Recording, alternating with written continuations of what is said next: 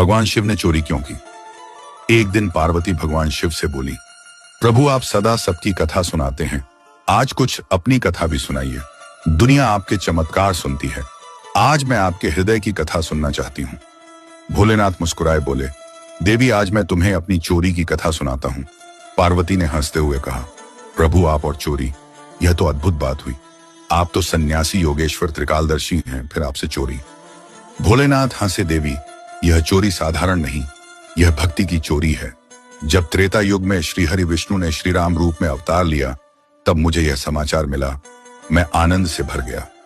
मैंने सोचा स्वयं परमात्मा मनुष्य रूप में अवतरित हुए हैं, यह तो मेरे लिए अवसर है। मैं दर्शन किए बिना कैसे रह सकता हूं? पार्वती बोली, तो आप चले गए भोले?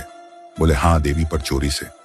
तुमसे बिना बताए? पार्वती बोली, आपने मुझसे छिपाकर यात्रा की और अकेले गए? भोले हंसे, नहीं देवी, अकेला नहीं गया, एक और गया। पार्वती बोली, कौन गया आपके साथ? भोले बोले, काकभूषुंडी। पार्वती ने हंसकर कहा, हमारे रहते आप किसी कौवे के साथ चले गए। भोले मुस्कुराए, देवी तुम नहीं जानती, वो मेरे प्रिय भक्त हैं, श्री राम के अनन्य सेवक हैं।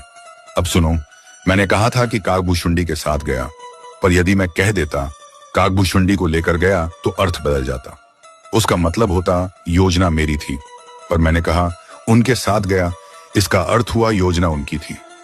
इस तरह दोष भी ना लगे और भक्ति का प्रेम भी बना रहे। पार्वती मुस्कुराई, प्रभु आप तो बड़ी गहराई से सोचते हैं। भोले बोले, देवी भक्ति में भी बुद्धि चाहिए, तभी प्रेम स्थिर रहता है। फिर बोले, हम दोनों मनुष्य रूप में अयोध्या पहुंचे।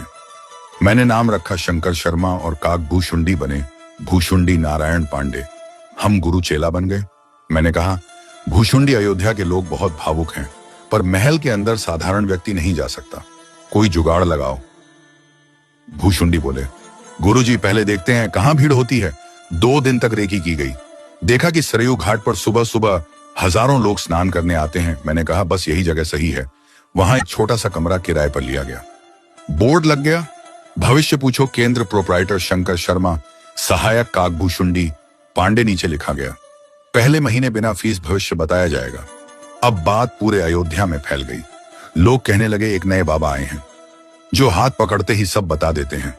अब मैं क्या करता देवी, मैं तो त्रिकालदर्शी हूं, जब कोई भक्त हाथ देता तो तुरंत कह देता। आज तुम पराठा खाकर आए हो, कल तुम्हारा झगड़ा हुआ था, पर अब सब ठीक है।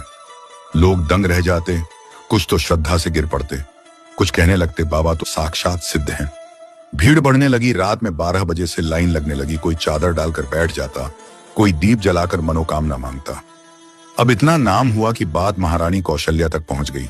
महारानी ने सेवक बुलाया, जाओ उन शंकर शर्मा जी को बुलाओ, मैं अपने लल्ला का भाग्य पूछना चाहती हूँ। सेवक दौड़े दौड़े आए, बोले आप में से शंकर शर्मा कौन है? मैंने कहा मैं हूं शंकर शर्मा और यह मेरा चेला भूषुंडी नारायण पांडे। सेवक बोले, महारानी ने बुलाया है। मैंने कहा चलो, अब अपने प्रभु के दर्शन करने जा रहा हूं। द्वार पर पहुंचे तो द्वारपाल ने रोका, एंट्री पास केवल आपके नाम का है, चेला बाहर रहेगा। मैंने कहा कोई बात नहीं, मेरा चेला बाहर रहेगा, पोथी पत्रा संभालेगा। भूषुंडी बोले, बाबा अकेले चले जा रहे हैं। मैंने कहा तू चिंता मत कर, मैं अंदर जाकर तेरा भी जुगाड़ कर दूंगा। अंदर पहुंचा, महारानी कौशल्या ने चरण पखारे, पूजा की आसन दिया। बोली, बाबा मेरे लल्ला का भाग्य देखिए। मैंने जैसे ही बालक राम लल्ला को देखा, आंखें भर आईं, हृदय गदगद हो गया, मेरे शरीर से रोम खड़े हो गए। मैं बोला, अरे देवी, यह तो वही हैं जिनके दर्शन के लिए देवता तरसते हैं। तब याद आया, अरे मेरा भूषुंडी बाहर बैठा है, वो तो दर्शन से वंचित रह जाएगा। मैंने कहा महारानी मेरा चेला बाहर है, पोथी उसी के पास है, जब तक वो नहीं आएगा मैं भाग्य नहीं देख सकता। महारानी ने कहा उसे बुलवाओ। आदेश गया, भूषुंडी को भीतर बुलाया गया। भूषुंडी भीतर आया, मन में बोला, जय हो प्रभु, आपने काक को भी कृतार्थ कर दिया। महारानी कौशल्या ने रामलला को मेरी गोद में रखा। मैंने रामलला का दाहिना हाथ पकड़ा और रेखाएं देखने लगा। भूषुंडी सोचने लगा, गुरुजी तो अकेले आनंद ले रहे हैं, हमें भी कुछ करना चाहिए। वह बोला, महारानी हमारे गुरुजी हाथ की रेखा देखते हैं, हम पांव की रेखा के विशेषज्ञ हैं, क्या हम पांव देखें? कौशल्या बोली, देख लो। भूषुंडी ने बालक रामलला के दोनों पांव अपने हाथ में लिए और सिर पर रख लिए। आंसू गिरने लगे। मैं बोला, अरे हम गुरु होकर केवल हाथ पकड़ पाए और यह चेला तो हाथ और पांव दोनों पकड़ गया, यह तो हमसे भी आगे निकल गया। कैलाश पर यह सुनाते हुए मेरी आंखें भीग गईं। पार्वती भाव विभोर हो गई, बोली, प्रभु यह कैसी लीला थी। मैंने कहा, देवी मैंने उस दिन मां कौशल्या से कहा था, महारानी जब तक आपका लल्ला किसी बाबा के साथ अयोध्या से बाहर नहीं जाएगा तब तक आपके घर बहू नहीं आएगी। पार्वती मुस्कुराई, प्रभु आपने तो पहले ही भविष्यवाणी कर दी थी। मैंने कहा, हाँ देवी। फिर मैं दूसरी बार भी गया था दर्शन करने। जब लल्ला बड़े हो गए थे उस समय मैं मदारी बनकर गया था और हनुमान जी को साथ लिया था।